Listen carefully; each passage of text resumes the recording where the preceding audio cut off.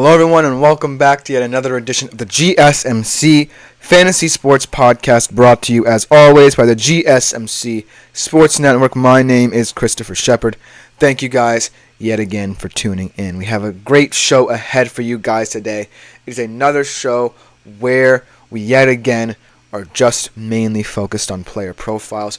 We have some nice young stars in there as well as some nice veterans towards the end of the show to focus on, but ultimately I think you guys will be really satisfied with the player selection for today's show, because these are guys who are up-and-comers in the league and also established veterans who might still have some good years in them yet. Before we get into any of those fun topics, I do want to remind you guys to like, follow, and subscribe to the show and the network as a whole. It is greatly appreciated by all concerned. If you also do feel so inclined, we receive a ton of tips and donations, so please consider leaving them at the link gsmc.cloud. It's a huge support to both me, my fellow podcasters, and ultimately the network as a whole. If you also have any burning questions, comments, or concerns about prior segments or even segments on today's show, you can leave them there as well, and they will be answered and addressed at the beginning of the next episode. Without further ado, let's jump right into today's show, shall we?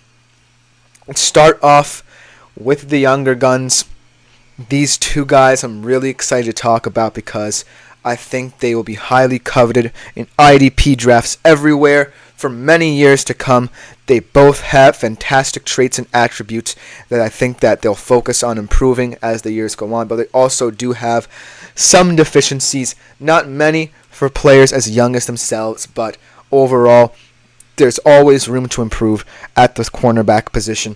And as these two young guys grow, I think they'll be fantastic. Let's first start off with the guy in the AFC, one of, if not the best young corners in the league, someone who was kind of vilified a little bit for not necessarily playing that much high-level competition in the college level due to the fact that he played at Cincinnati, but now he is putting those notions to rest with his play for the New York Jets, and that of course is where Sauce Gardner comes in. What I love about Sauce Gardner is that when it comes to the game of football and the way corners are asked to wear many different hats, Sauce Gardner, when you look at his tape, there's not much to kind of pinpoint on him. There's a reason why ESPN just ranked him the third highest cornerback in the league in terms of the way he plays. He's just very aggressive. He always hunts the ball. He has a 19.3% ball hawk rate last year. And he's just very solid in how he approaches all the challenges that he faces. There are still some that say he might be too aggressive in the style he plays, but ultimately I think that's a blessing and a curse for him as well. Without further ado, let's jump right into his stats. 158 total fantasy points in his 2 years in the league. He had 93 in his best season, which was his rookie year. Last year he had 41 solo tackles, 2 tackles for loss, 11 passes defended, and I really like this partnership that the Jets have built with him and DJ Reed on the outside, because DJ Reed, in my humble opinion, as someone who has seen him on the Seahawks and how he transitioned to the Jets, is one of those guys who's tentatively aggressive in that he picks and chooses when to, say, blitz or be more aggressive in the way he presses receivers at the line. And he's also more comfortable in zone, whereas Sauce is always going to be the hands-on guy. He's always going to want to jam you at the line, get in your face, and make you work to get open. And so what Jeff Ulbrich, the relatively new Jets DC, has done is said, I'm going to kind of leave DJ Reed in a separate island and have him kind of do his own thing, because I think he's more effective as a blitzer. And then Sauce will just let him do his thing, be that aggressive corner that we know and love. And so that development has been crucial to how the Jets set up their kind of defense, because in the backfield, in the defensive backfield, so to speak, in the secondary, you have relatively inexperienced safeties, where these are guys who are just kind of realizing the potential that they have. And so what the Jets want to do is focus on maintaining this core of Gardner and Reed, while also making sure that the secondary doesn't have many deficiencies. Because right now, in my humble opinion, the Jets secondary, while not their biggest weakness, is certainly not as strong as, say, the front four for the Jets. I would say the front four is the strength, and then the secondary, which means that the offensive game plans for opposing teams might stem around drawing Sauce Gardner down and opening up the short to intermediate areas of the field. Because I feel like Sauce Gardner is comfortable sticking with man. But I think teams would want to space out the Jets as a whole, because if you quickly eliminate the threat the front four poses, you can pick and choose your spots to dictate your offense. Especially now that, say, a team like the Bills in the AFC East seem to have revolved more around screen games and shorter passing, as we saw in their late run to the playoffs. Now that they have a system that they can rely upon, and then teams like the Patriots, I don't know how they will view Drake May, or if Jacoby Brissett starts, who might be a little more ambitious, but they too are very short to intermediate route based in terms of the way they throw. The only team that's in that division that probably would want to throw the ball down the field and stretch the field a little bit is the Dolphins, but that's another question.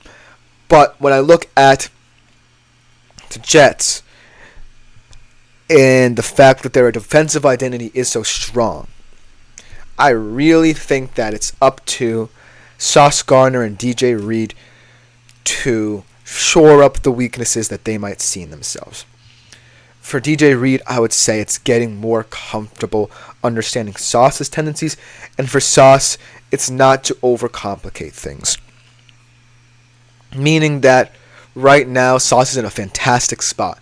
He's building on his best traits. He's learning that aggression is good in spurts, but right now, I want to see him develop into more comfort in the way that he goes about looking at different schemes. And I think what's ironic about how the whole Jets defense is formed is the fact that there definitely lies a bit of frustration and tension within them due to the fact that they've never really had a quarterback that they could rely upon in terms of staying off the field.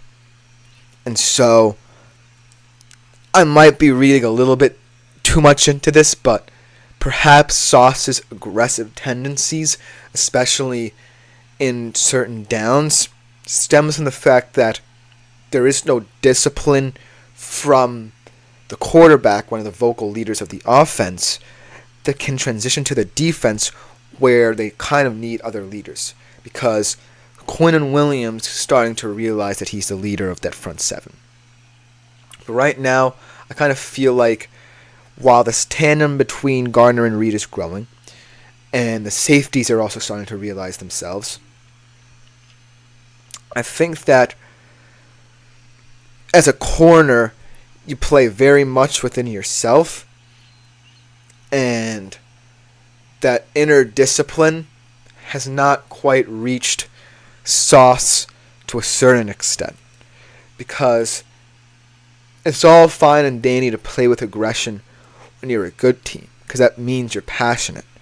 But when you kind of lack that discipline internally throughout your roster, and you don't have one vocal leader at a huge position group, then it all falls apart. And that's why I think the Jets kind of lost structure in their defense. It was a kind of rift between what the defense saw and what the offense saw themselves. And now that Aaron Rodgers is coming back, I think that Sauce Gardner is definitely going to realize a lot of himself. I know it's kind of weird to say because Aaron Rodgers doesn't mean that much to the defense, but having a guy who has that experience in the league, who brings that level of leadership to a position that they needed in, that they haven't had for quite some time, ultimately allows other players, especially those on the defense, to rest easy because now they know that they can trust that Aaron Rodgers can at least sustain some drives that will allow the defense to kind of rest on their laurels because all we saw in the Jets was constant on the field defensive action. And that's probably not what Sauce wants. He wants to be that aggressive guy. He wants that tendency to flow throughout his play. But he just has no one to kind of look up to outside of, DJ Reed and a couple other safeties and secondary players. So having Aaron Rodgers there, even though he's not a defensive player, definitely brings a modicum of discipline to every single player on this team in order to have that sense of belief and will they can actually accomplish their main goals. And that's the ultimate key for unlocking an even better version of Sauce Gardner. He's already at an elite level. ESPN sees it in him. All pundits think that he can be a great. But he just has to find that discipline and belief and find that balance in his own play. And I think he'll go very far in this league for years to come. But coming next, we transition from one young cornerback to another, just coming off his rookie year. Plays for that team right behind me right there. Go Hawks. We are going to talk about Devin Witherspoon and what the future holds for him in a new look system in Seattle. We'll be right back on the GSMC Fantasy Sports Podcast to talk more about him. I feel like I'm losing my mind. Is everybody in the world blind? Please, Lord, give me a sign.